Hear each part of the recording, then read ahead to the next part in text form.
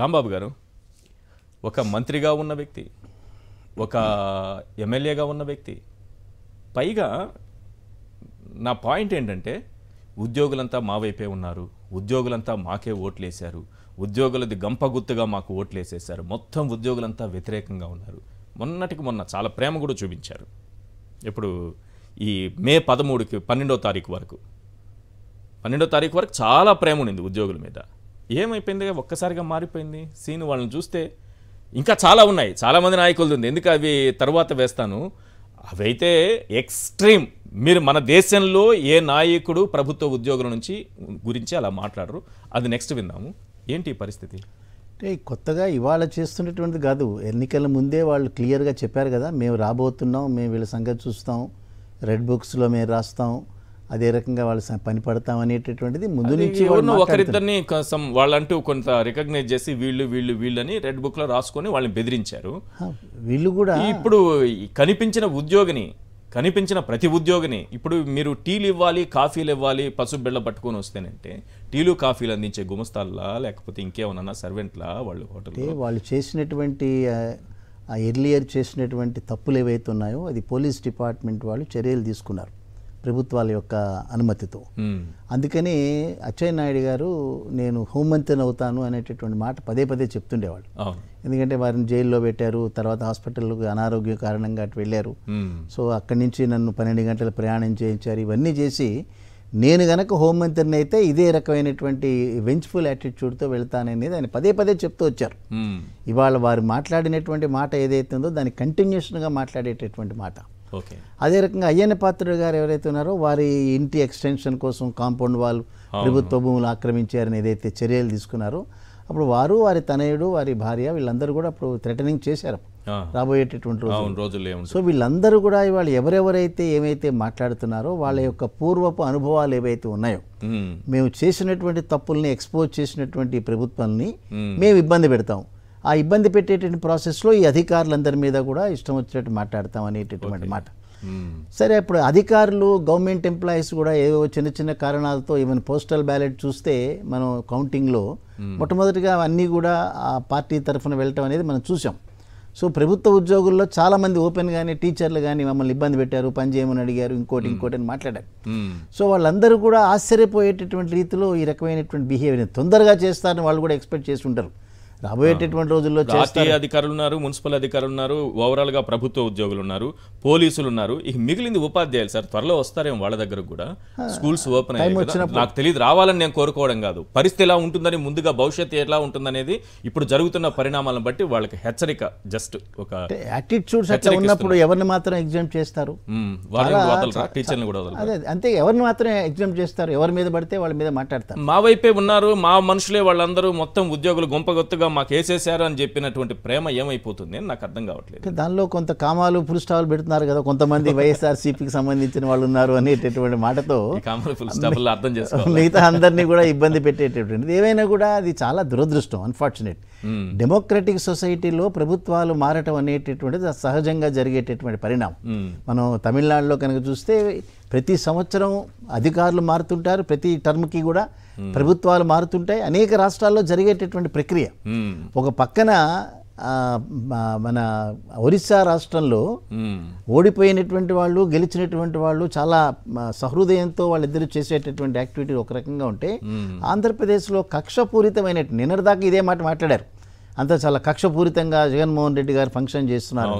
ఇప్పుడు దానికి 100 రెట్లు కక్షపూరితంగా ఇప్పటిదాకా కూడా వైఎస్ఆర్సీపీకి సంబంధించినటువంటి కార్యకర్తల మీద దాడులు ఆగకపోవటం, ఇప్పటిదాకా కూడా కత్తిపోట్లు అనేటటువంటివి, ఆస్తుల ధ్వంసం అనేటటువంటిది వాళ్ళ 19th నాడు వాళ్ళు ఐ థింక్ హైకోర్టులో వాళ్ళ అది దాన్ని పోస్ట్ చేశారు, వాళ్ళ అడ్జార్న్మెంట్ అయింది. వాళ్ళు ఏమైంది అనేటువంటి సంగతి తెలియదు కానీ, బట్ ఏమైనప్పటికీ కూడా ఇవన్నీ ఇంత తొందరగా ఈ రకమైనటువంటి అరాచకమైనటువంటి రాష్ట్రాలుగా తయారు చేయటం అనేటటువంటిది సమంజసం కాదు. బట్ ప్రజలు గమనిస్తున్నారు.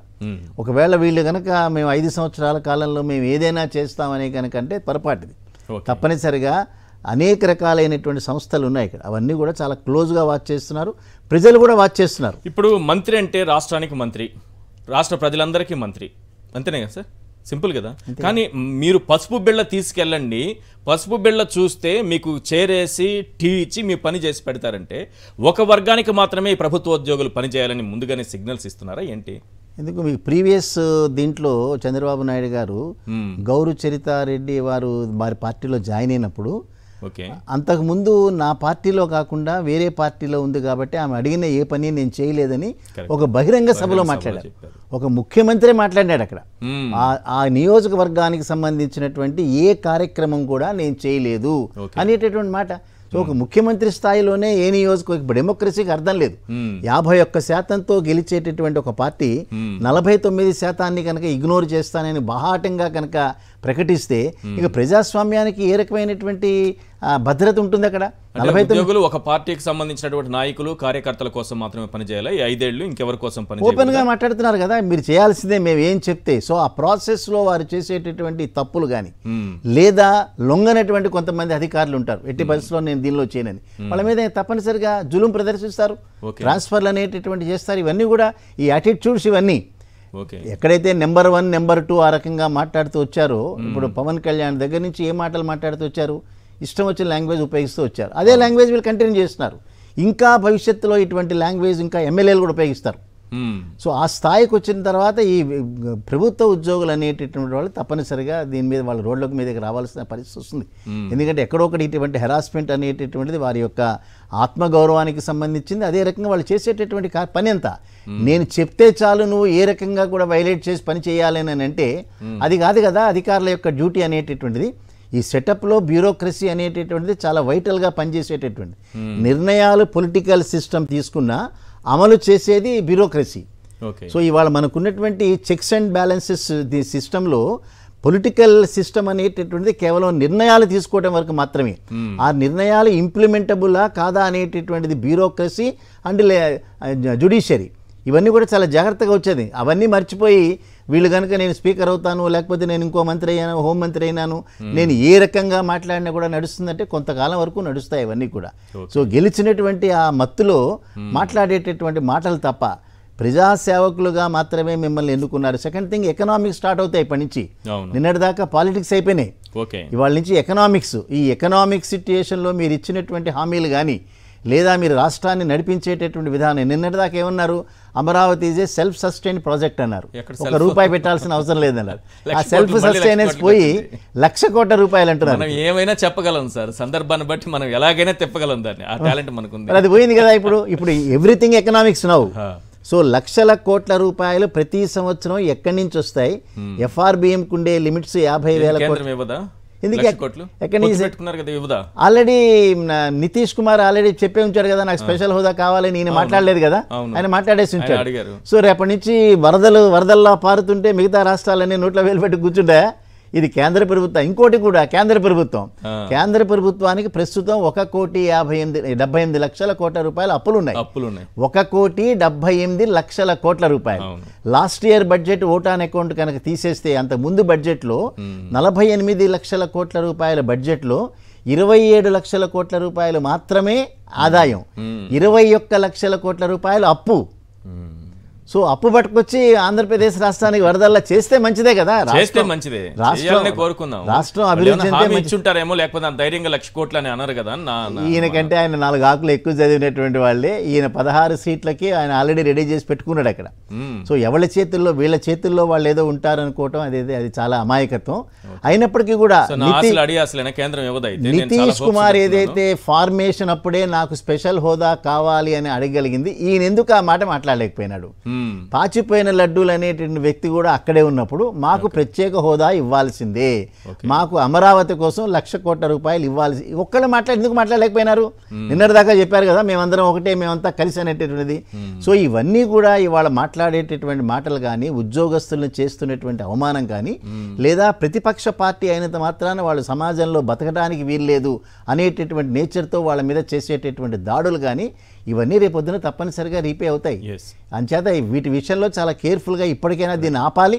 ఆపి డెమోక్రటిక్గా మళ్ళీ తిరిగి ప్రజల యొక్క మనసుల్ని గెలుచుకునేటటువంటి రీతుల్లో ఏం చేయాలనేటటువంటిది రాజకీయ పార్టీలు ఆలోచించాల్సిన అంశం. అందుకని రాజకీయాలు అయిపోయినాయి. చంద్రబాబు నాయుడు గారు ప్రతిసారి అంటుంటాడు, నేను ఎన్నికల సమయంలో మాత్రమే రాజకీయాలు మాట్లాడతాను అనేటటువంటి. ఇప్పుడు ఆయన రాజకీయాలు మాట్లాడడానికి లేదు.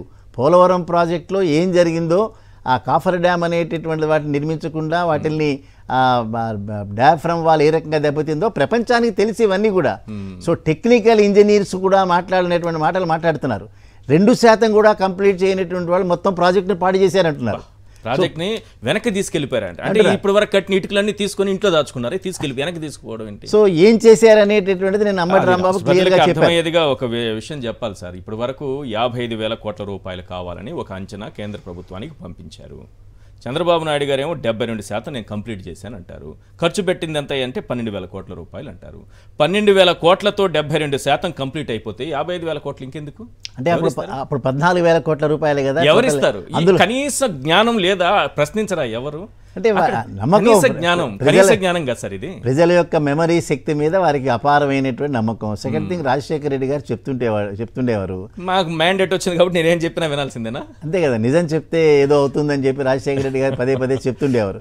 ఆ రూపంలో మాట్లాడేటటువంటి మాటలు ఏదైనా కూడా ఇట్లాంటివన్నీ కూడా ప్రజాస్వామ్యంలో అట్లాంటి భాషలు ఉపయోగించడానికి వీల్లేదు. అందులో ప్రభుత్వాల్లో మహిళలు అక్కడ దగ్గర పెట్టుకుని మహిళలు కూడా సిగ్గుతో తలదించుకునేటటువంటి బూతులు మాట్లాడటం అనేది అది ఆ యారగెన్స్ అనేటటువంటి తప్పనిసరిగా ఆపాల్సినటువంటి పరిస్థితి. ఎవరు కూడా ఆపకపోతే ప్రజలు మాత్రం తప్పనిసరిగా దానికి ప్రజలు ఎందుకు మళ్ళీ ఉద్యోగుల కోసం ప్రజలు రావాలి? మళ్ళీ వాళ్ళకి తెలియదా సార్? వాళ్ళు చదువుకున్న వాళ్ళు కదా, వాళ్ళకి అన్ని నాలెడ్జ్ చాలా బాగుంది. వాళ్ళకి ఏ ప్రభుత్వాన్ని ఎన్నుకోవాలి, ఏ ప్రభుత్వాన్ని దించేయాలి, వార్నింగ్లు ఇవ్వగలిగినటువంటి గొప్ప స్థాయిలో ఉన్నవాళ్ళు, ఉన్నత చదువులు చదివిన వాళ్ళు, ఉన్నత ఉద్యోగాలు పొందిన వాళ్ళు, సమాజంలో ఉన్నతమైనటువంటి గౌరవం పొందుతున్నవారు, వారికి తెలుసు. కాబట్టి వాళ్ళలో రావాలి, ప్రజలు వాళ్ళ కోసం వేసుకుంటారు కదండి. అప్పుడు ఆ ప్రీవియస్ ప్రభుత్వంలో ఏదైనా ఎకనామికల్ డిమాండ్స్ కొన్ని మెటీరియలైజ్ అవ్వలేదేమో కానీ వాళ్ళ గౌరవానికి భంగం కలిగించేటటువంటి రీతిలో ఎవరు బిహేవ్ చేయలేదే. ప్రభుత్వ అధికారులను గౌరవించారు తప్పిస్తే ఎక్కడ కూడా వాళ్ళు అవమానించిన పరిస్థితి లేదు. ఇవాళ రివర్స్లో వస్తుంది. అందుకని గత ప్రభుత్వానికి ఇప్పటి ప్రభుత్వంలో ఉన్నటువంటి ముఖ్యులకి వారి యొక్క భాష కానీ వారి యొక్క బిహేవియర్లోని తేడాలని గమనించలేనటువంటి వ్యక్తులేం కాదు కదా. Time only will tell the rest of the story.